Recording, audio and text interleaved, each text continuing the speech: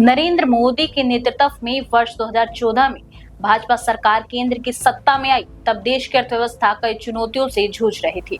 भ्रष्टाचार, नीतिमत ठहराव, कमजोर निवेश और सुस्त विकास दर प्रमुख मुद्दे थे। 2026 में मोदी सरकार के 12 वर्ष पूरे होने पर भारत दुनिया की चौथी सबसे बड़ी अर्थव्यवस्था बनने की दहलीज पर खड़ा है।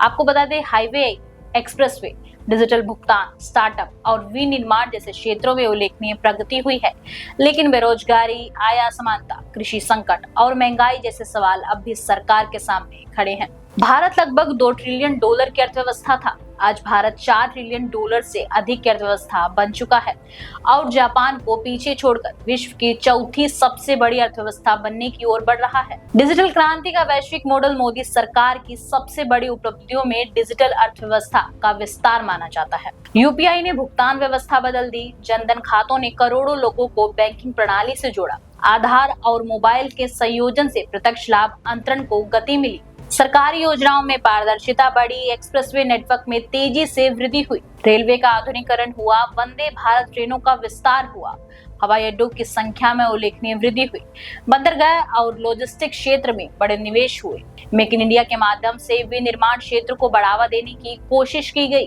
प्रोडक्शन लिंक्ड इंसेंटिव के तहत इलेक्ट्रॉनिक्स, मोबाइल निर्माण, सेमीकंडक्टर और रक्षा उत्पादन को प्रोत्साहन दिया गया, विदेशी निवेश में भी वृद्धि हुई। भारत में प्रत्यक्ष विदेशी निवेश लगातार बढ़ रहा है। आपको बता दें, अब इसमें चुनौतियां ये आई हैं, बेरोजगारी सबसे बड़ा राजनीतिक मुद्दा।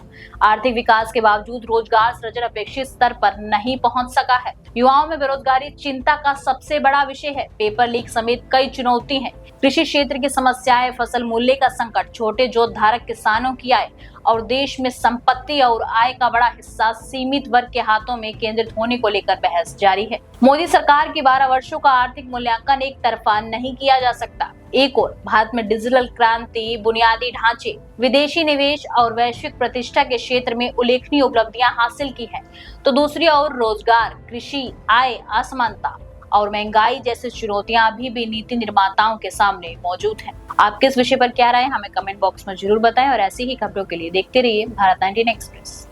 देश की हर खबर सबसे पहले